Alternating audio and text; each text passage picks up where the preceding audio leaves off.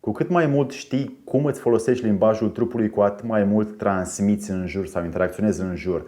Cuvintele, după cum bine știm, sunt limitate la intonație, glas, ritm și etimologie, dar exprimarea corporală, ochii, respirația, picioarele, mâinile mai ales, sunt mijloace prin care noi transmitem non-verbal un mesaj altui om. În ultimii ani, știința și terapia au introdus, mai ales în NLP, forme de limbaj al non-verbalului și metode prin care oamenii pot învăța cum să descifreze și cum să programeze trupul sau cum să descifreze pe celălalt în așa fel încât să aibă o interacțiune mai sinceră, mai curată, mai loială, mai aproape om cu om. Despre ce este vorba? Să-i dăm drumul!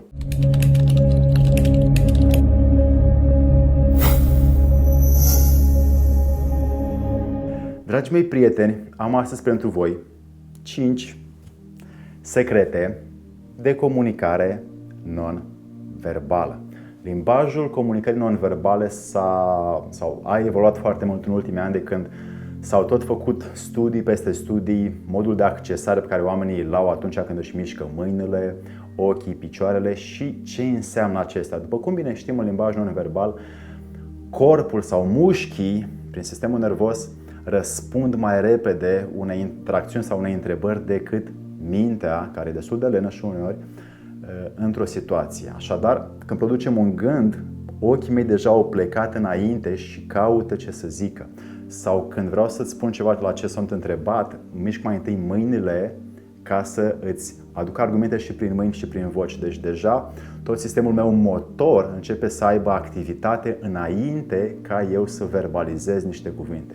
Din acest motiv, limbajul non-verbal merită studiat, practicat. În NLP este de mare ajutor pentru că este foarte bine detaliat, dar pentru voi vă dau astăzi aceste 5 moduri prin care voi puteți să relaționați mai bine și mai sincer, asta vă doresc, cu cei din jurul vostru. 1. Privirea sus. În orice situație te afli, dacă ții privirea în jos și te uiți în jos, cauți răspunsuri, cauți metode, cauți lucruri pe care să le aduci, ești îngândurat, te gândești la ce a fost, ce va fi și nu ești acolo cu acei oameni. Când ai privirea sus, ai prestanță, ai notorietate, ai prestigiu, ai putere și ții oamenii de lângă tine atenți la tine și te faci atent în fața lor. Așadar, caută în orice mediu în care ești, mai ales când ai discuție cu oamenii, să eviți privirea în jos, pentru că este clar un semn al lipsei de încredere de sine și un semn al lipsei de putere de gestionare a interiorului tău. 2. Gesticulatul. Facem mișcări rapide când vorbim și ne exprimăm și aduncăm și facem exerciții de mișcare care se învață foarte mult în public speaking ca să intensificăm mai mult ceea ce spunem. Dar acest lucru în realitate este o formă de influență sau de persoasiune pe care eu nu vă recomand, pentru că înseamnă că vreți să influențați oamenii.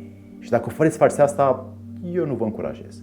Dacă vreți să fiți sinceri și curați, atunci încercați să aduceți dinăuntru mai mult prin atenția verbală sau a cuvintelor, prin atenția ochilor, prin lucrurile care sunt într-adevăr importante și să încercați să vă observați în timp ce vorbiți, mai ales la mâini sau la cum se mișcă trupul, cum dansează el. Mișcatul mâinilor, de fapt, este o formă în care tu vrei să întărești foarte mult, pentru că nu ești sigur pe cuvintele tale, nu ești foarte sigur pe interiorul tău și vrei să întărești ceea ce spui. Și acest mișcat când vorbim și agitația asta când exprimăm un lucru e la toți oamenii.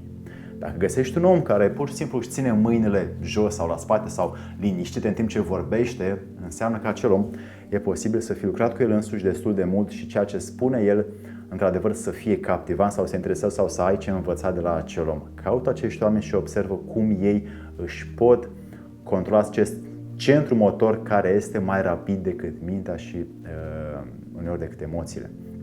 Gesticulatul, din nefericire, este des și îl întâlnim la toți oamenii. E nevoie să știm de ce îl avem, cum îl oprim și la ce este bun atunci când îl oprim. Mai ales atunci când îl oprim, este bun să fim atenți mai mult pe partea superioară a noastră, mai puțin pe partea inferioară a mâinilor și să observăm relația dintre stare, între sentiment și gânduri și să o exprimăm în ceea ce vrem să transmitem la nivel verbal.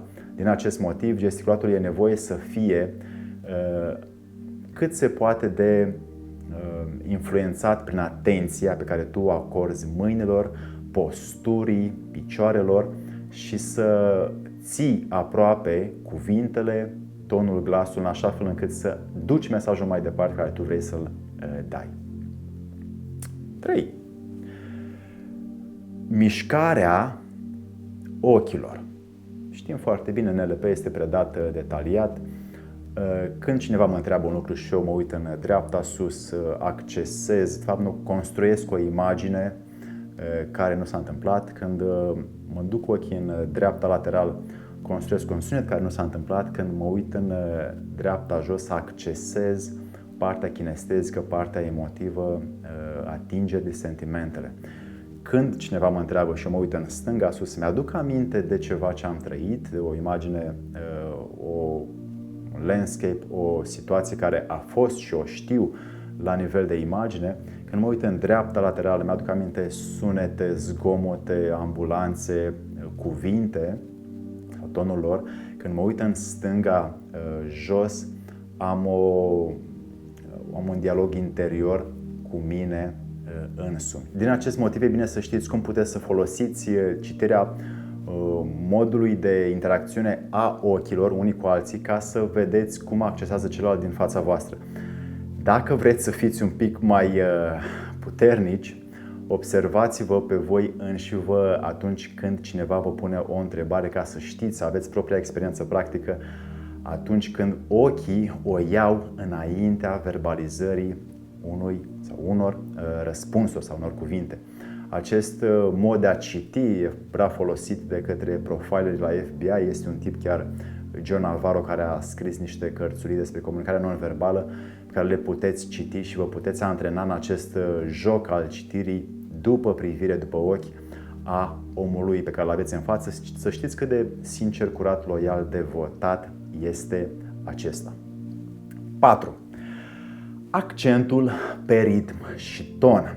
Din fericire, putem să folosim tonul și ritmul glasului nostru în așa fel încât să ne ascultăm când vorbim, ca să știm care este direcția pe care noi vrem să o dăm unei fraze, unei discuții. Atunci când privirea mea este pierdută sau ridic foarte mult tonul sau vocea mea este foarte scăzută pentru că nu știu ce să mai zic, atunci e clar că nu sunt în controlul situațiilor. Dacă vreau să fiu în controlul unor situații exterioare, e nevoie să fiu mai întâi în controlul meu ca să știu cum îmi gestionez mesajele non-verbale încât să pot influența după cum doresc și lucrurile din exterior. Din acest motiv, accentul pe ton și ritm să fie cu precădere, cu atenție făcut cât de des puteți, în așa fel încât să ajungeți să vă controlați limbajul, cuvintele, tonul, glasul, ritmul acestora, ca să obțineți ceea ce vreți în viață. Accentul pe anumite cuvinte se face în funcție de ton. Pot să folosesc glasul ca să fie mai accentuat sau pot să folosesc ritmul ca să fie mai accentuat. Dar pot să fiu atent când vorbesc și pe ce vreau să pun intonația ca tu să reții mai bine ceva. Și 5. Spatele drept.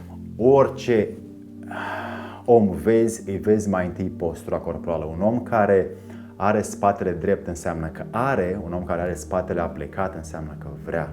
Din acest motiv poți să dai seama de oameni cât de mult sunt împliniți cu ei înșiși și din postura corporală, din postura spatelui mai ales, pentru că ea arată de fapt cât de îngreunat ești de viață sau cât de deschis și sincer și curat și fericit ești în viață.